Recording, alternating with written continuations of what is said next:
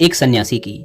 सन्यासी वह होता है जो अपना सब कुछ त्याग कर सिर्फ एक चीज को अपना लक्ष्य बना लेता है। कोई भी व्यक्ति सन्यासी बेवजह नहीं बनता। सन्यासी बनने के पीछे एक बहुत बड़ी वजह होती है। उस व्यक्ति के सन्यासी बनने के पीछे भी एक बहुत बड़ी वजह थी। सन्यासी बनने से पहले उस व्यक्ति के मन ने उस व्यक्ति से बहुत से गलत कार्य करवाए थे, बहुत से पाप करवाए थे। उस व्यक्ति का मन उसका मालिक बन चुका था और वह अपने मन का गुलाम। जीवन के हर सुख, आराम और ऐश्वर्य प्राप्ति के बाद भी उस व्यक्ति के मन में अथाह पीड़ा थी और यही मानसिक पीड़ा उसे सन्यासी बना देती है। सन्यासी बनने के बाद वह व्यक्ति सांसारिक दुनिया से दूर हो जाता है, जंगल में रहने चला जाता है, ध्यान करता है, तरह तरह की साधनाएं और अभ्यास करता है, भिक्षा मांगकर भोजन करता है, एकांत और मौन का अभ्यास करता है। लेकिन फिर भी उस व्यक्ति का मन शांत नहीं होता। वह अंदर से बेचैन और परेशान ही रहता है। यहाँ एक बात समझने वाली है कि ध्यान या किसी भी साधना का जो शुरुआती बिंदु है, उसकी शुरुआत ही तभी की जा सकती है जब हमारा मन शांत हो, जब हमारा मन हमारी सुनता हो। लेकिन उस सन्यासी का मन ना तो शांत था और ना ही उसकी सुन रहा था। उस सन्यासी के मन में यह बात गहराई से बैठती जा रही थी कि मन को वश में करना, मन पर काबू पाना असंभव है। लेकिन फिर एक दिन उस सन्यासी को एक व्यक्ति मिलता है जो ना तो कोई साधु सन्यासी होता है और ना ही कोई बुद्धिमान व्यक्ति। वह तो बस एक साधारण सा चारवाहा था जो उस जंगल में अपनी भेड़ों को चरा रहा था। वह चारवाहा उस सन्यासी के पास आकर उससे पूछता है, क्या मैं तुम्हारी कुछ मदद कर सकता हूँ? तुम बहुत परेशान लग रहे हो। मैं तुम्हें पिछले कई दिनों से देख रहा हूँ। तुम बहुत बेचैन रहते हो। अगर तुम चाहो तो मैं तुम्हारी सहायता कर सकता हूँ। चारवाहे की बात सुन सन्यासी कहता है, भला तुम क्या मेरी मदद कर सकते हो? तुम तो एक संसारी हो जो अपनी मोह माया में लिप्त रहता है। यह सुन वह चारवाहा उस सन्यासी से कहता है, मैं तुम्हारी मदद कर सकता हूँ। मैं मन को वश में करना जानता हूँ। सन्यासी चारवाहे के मुंह से यह बात सुन जोर से हंसता है और कहता है, क्या क्या कहा तुमने? तुम मन को वश में करना जानते हो? मैंने अपना सब कुछ त्याग दिया, आकर जंगल में रहने लगा। तब भी मैं अपने इस मन का गुलाम हूँ और तुम कह रहे हो कि तुम इसे वश में कर सकते हो। वह चारवाहा कहता है, मन को वश में करने के लिए सभी वस्तुओं का त्याग करना आवश्यक नहीं है और ना ही जंगल में आकर रहना जरूरी है। बस एक चीज है जिसे छोड़ना सबसे जरूरी है। वह सन्यासी उस चारवाहे से पूछता है, और वह एक चीज क्या है? वह चारवाहा सन्यासी से कहता है, वह एक चीज है गलत जानकारी। आज तक हमारे भीतर जो भी जानकारी गई है उसी ने हमारे मन का निर्माण किया है। सन्यासी उस चारवाहे से पूछता है, परंतु वो कैसे?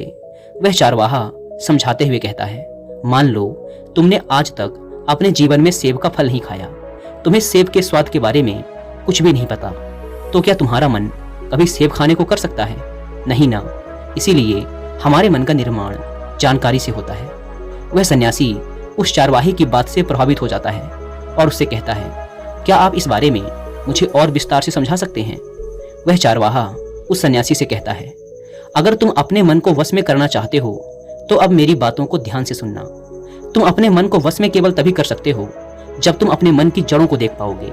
मन का निर्माण जानकारी से होता है और हमारे शरीर में जानकारी के 5 प्रवेश द्वार होते हैं। पहला, आंख। हम अपनी आंखों से जो कुछ भी देखते हैं, अच्छा या बुरा, वो सब हमारे मन की याददाश्त में इकट्ठा होता रहता है। दूसरा, कान। हमारे कान जो कुछ भी सुनते हैं वह भी हमारे मन में बीज के रूप में बो दिया जाता है। तीसरा, जीभ। जिस भी चीज का स्वाद हम एक बार ले लेते हैं वह हमारे मन की याददाश्त में अंकित हो जाता है। चौथा है नाक। जो भी हम एक बार सूंघ लेते हैं, खुशबू या बदबू, वो सभी हमारे मन में दर्ज हो जाती हैं। और पांचवा है त्वचा। जिस भी चीज को हम एक बार छू लेते हैं, स्पर्श कर लेते हैं, उसकी याददाश्त हमारे मन में कहीं न कहीं अंकित हो जाती है। इन 5 शारीरिक दरवाजों से जो भी जानकारी हमारे अंदर जाती है वह जानकारी बीजों के रूप में जमा हो जाती है और धीरे धीरे वृक्ष बनती है। हमारा मन मिट्टी की तरह है जिसमें बीज बोए जाते हैं और हमारी बुद्धि बीज बोने वाले किसान की तरह है। अगर हमारी बुद्धि गलत जानकारी के बीजों को सही जानकारी के बीज समझकर बो देगी तो जब भविष्य में वह बीज वृक्ष बनेगा तो वह खराब फल ही देगा। तुम्हारा मन तुम्हारे वश में इसीलिए नहीं है क्योंकि तुमने पहले से ही अपने मन में बहुत सारे गलत बीज बो रखे हैं और अब वो बीज बड़े वृक्ष बन चुके हैं। वह सन्यासी उस चारवाहे से पूछता है, तो अब मुझे क्या करना चाहिए? क्योंकि अब तक तो मैं बहुत सारे गलत बीज बो चुका हूँ और जो बोए जा चुके हैं उन्हें वापस निकाल नहीं सकता। वह चारवाहा उस सन्यासी से कहता है, अब तक तुम अनजाने में गलत बीज बो रहे थे, लेकिन अब जानबूझकर सही बीज बोना आरंभ कर दो। भीतर अगर हजारों बीज गलत हैं तो क्या हुआ, अब से लाखों सही बीज बोने के लिए तैयार हो जाओ। तुम्हें बस पूरे दिन इस बात पर ध्यान देना है कि इन 5 द्वारों से तुम्हारे भीतर क्या जानकारी जा रही है, और जो जानकारी जा रही है वो सही भी है या नहीं। वह सन्यासी पूछता है, यह कब तक करना होगा? वह चारवाहा कहता है, पूरी जिंदगी भर। जिस प्रकार तुम हर दिन अपने पेट को अच्छा भोजन देते हो, उसी प्रकार तुम्हें हर दिन अपने दिमाग को भी अच्छा भोजन देना है, यानी सही जानकारी और सही विचार। जीवन में हर दिन हर पल तुम्हें सिर्फ 2 विकल्प मिलेंगे, जिसमें से एक विकल्प तुम्हारे लिए सही होगा और दूसरा गलत, लेकिन तुम्हें हर बार सही विकल्प का ही चुनाव करना है।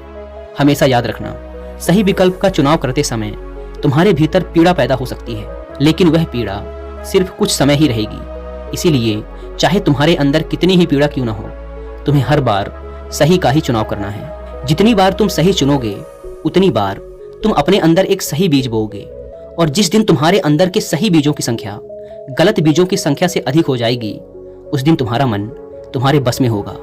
लेकिन उस दिन के लिए आज से, अभी से अपना प्रयास जारी रखना होगा। वह सन्यासी तो उस चारवाहे की बात को समझ जाता है, लेकिन क्या आप समझ पाए?